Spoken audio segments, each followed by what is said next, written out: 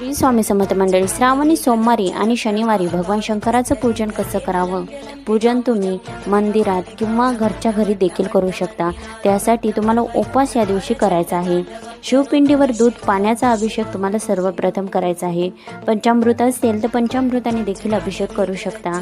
नंतर शिवपिंडीवर भस्म व चंदन तुम्हाला लावायचं आहे आणि बेलपत्र, धोत्र्याची फुले 31 या संख्येमध्ये तुम्हाला मध्यम स्वरामध्ये ओम नमः शिवाय हा मंत्र म्हणून अर्पण करायचे आहेत.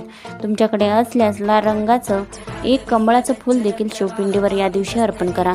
नसेल तर पांढरी फुले अर्पण करू शकता.